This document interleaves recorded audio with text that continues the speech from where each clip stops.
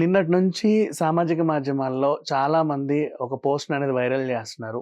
'Pushpa part 2' పరిస్థితి ఏంటి అని చెప్పేసి. అంటే ఎందుకు వాళ్ళందరూ ఇలా అంటున్నారంటే, బన్నీ ఫ్యాన్స్ కానీ, మిగతా ప్రేక్షకులు గానీ, అంటే ఒక రూమర్ క్రియేట్ చేశారు. వాట్ ఈస్ దట్ అంటే, లాస్ట్ మూమెంట్‌లో ఎలక్షన్ టైమ్‌లో బన్నీ కావాలనే వెళ్ళి చంద్రబాబు నాయుడు గారితో పెట్టుకున్నాడు.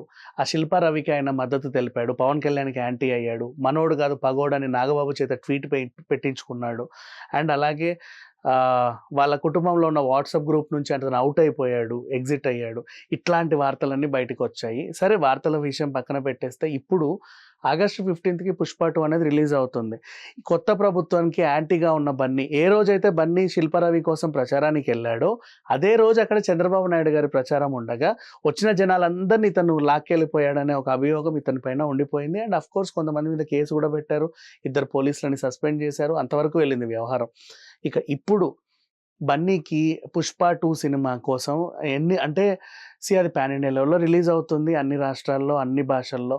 అండ్ పెద్ద సినిమా వస్తే ప్రభుత్వం 2 అడుగులు ముందుకొచ్చి వాళ్ళకి సహాయం చేయాల్సిన అవసరం ఎంతైనా ఉంది ప్రతి సినిమాకి. నాట్ ఓన్లీ 'పుష్ప 2' ఎన్ని సినిమాలకైనా సరే. ఇప్పుడు టికెట్ రేట్ ఓ పావలా పెంచుకోవడమో, లేకపోతే ఒక ఆట, 2 ఆటలు ఎక్కువ షో ఏయించుకోవడమో, మిడ్‌నైట్ నుంచే ప్రీమియర్స్‌కి పర్మిషన్స్ ఇవ్వడమో, ఇట్లాంటివన్నీ కొన్ని బెనిఫిట్స్ ఉంటాయి.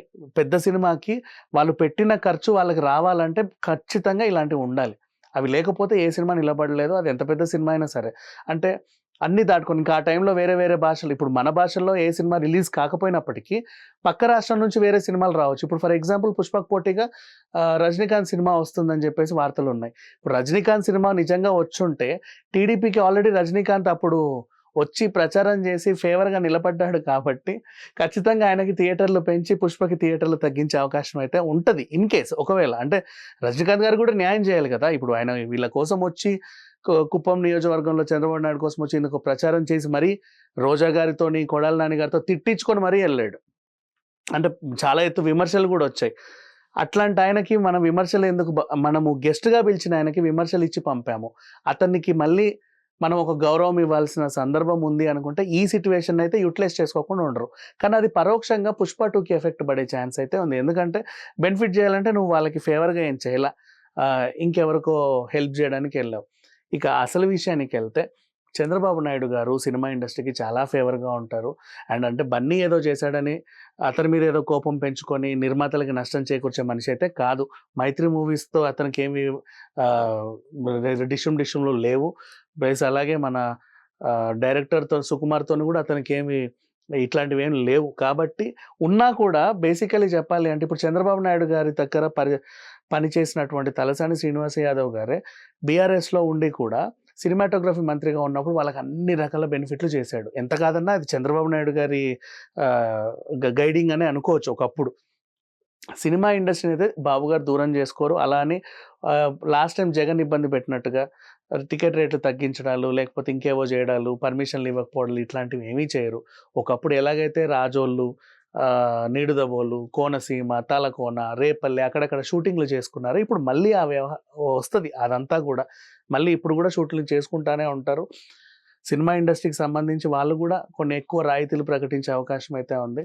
'పుష్ప 2' గురించి బాధపడాల్సిన అవసరం ఏమీ లేదు. అన్ని సినిమాలని ఎలాగైతే చూస్తారో ఏపీ ప్రభుత్వం 'పుష్ప 2'ని గూడా అలాగే చూడబోతుంది. అంతే తప్పించి నువ్వు నన్ను అపోజిట్‌గా వచ్చావు గదా! ఉండు నీ సినిమాని ఇబ్బంది పెడతాను, నిన్ను ఆడకుండా చూస్తా అనే అవకాశం అయితే లేదు. కాకపోతే ఒక చిన్న ఇబ్బంది ఏముంటది, అదే రోజు మన 'రజనీకాంత్' గారి సినిమా విడుదలవుతుంది కాబట్టి లాస్ట్ టైమ్ వీళ్ళ కోసం పాపం ఆయనొచ్చి తిట్టించుకొనెళ్ళాడు. చాలా మందితో రకరకాల మందితో తిట్టించుకొనెళ్ళాడు. అట్లాంటి ఆయనకి వీళ్ళు ఒక వోట్ ఆఫ్ థాంక్స్ చెప్పుకునే అవకాశం కలిగించే సిట్యుయేషన్ ఇదనుకోవచ్చు. ఆయనకేమన్నా ఒకవేళ ఎక్కువ థియేటర్స్ ఇస్తే ఆ విధంగా 'పుష్ప'కి కొంచెం కలెక్షన్స్ పరంగా కొంచెం ఏమైనా అటు ఇటుగా తక్కువొచ్చే అవకాశం ఉందే తప్పితే, కావాలని మాత్రం 'పుష్ప' సినిమాని ఇబ్బంది పెట్టాలని ఏపీ ప్రభుత్వం అయితే అనుకోదు. ఇట్లాంటి అపవాదుల్ని మైండ్‌లోంచి తీసేయడం మంచిది. అండ్ నెక్స్ట్ తెలుగు రాష్ట్రాల్లో కొంచెం అటు ఇటుగా ఆడినప్పటికీ already Pawan Kalyan fans boycott 'Pushpa' అనేసారు. అలాగే మన ఆహా సబ్స్క్రిప్షన్స్‌ని గూడా వెనక్కి తీసుకోండి, అన్‌సబ్‌స్క్రైబ్ చేసుకోండి అని వాళ్ళల్లో వాళ్ళు ఒక వార్త వైరల్ చేస్తున్నారు. ఏదేమైనప్పటికీ ఈ రాష్ట్రంలో ఒకవేళ కలెక్షన్స్ కాస్త అటు ఇటుగా ఉన్నా 'పుష్ప' ఎలాగూ బన్నీ పాన్ ఇండియా స్టార్ కాబట్టి 'పుష్ప'కి ఇండియా లెవెల్‌లో క్రేజ్ ఉంది కాబట్టి ఆల్మోస్ట్ కేరళలో అయితే ఇక మనం చెప్పాల్సిన అవసరం లేదు. ప్రభంజనం సృష్టిస్తది. హిందీలోనూ అలాగే క్రేజ్ ఉంది. తమిళ్ అండ్ అలాగే ఇక మిగతా ఇండస్ట్రీలతో పోల్చుకుంటే, కన్నడ ఇండస్ట్రీలో పోల్చుకుంటే 'పుష్ప' క్రేజ్ అలాగే ఉంది. సో, ఎంత కాదనుకున్నా దాని కలెక్షన్స్ మాత్రం దానికొస్తాయి. కథని కథలా చూస్తారే తప్ప, ఈ రాజకీయ కోణంలో సినిమాని చూసి అది హిట్టా, ఫట్టా అని మాత్రం ఎవరు నిర్ణయించరు. ఒక్కసారి థియేటర్‌కెళ్ళిన తర్వాత కథలో లీనమైపోయి, ఓహో! ఇదా ఉందా? అలా ఉందా? బావుంటే బావుంది. లేకపోతే లేదు. నిజంగా సినిమా బాలేదు, ఏదన్నా టెక్నికల్ మిస్టేక్స్ ఉన్నాయంటే ఫ్లాప్ అవ్వచ్చు. కానీ ఒకవేళ అది ఫ్లాప్ అయిన తర్వాత మళ్ళీ ప్రభుత్వం మీద కూడా నిందేయాల్సిన అవసరం లేదు. వీళ్ళు కావాలనే ఫ్లాప్ చేశారు అని. Thank you so much.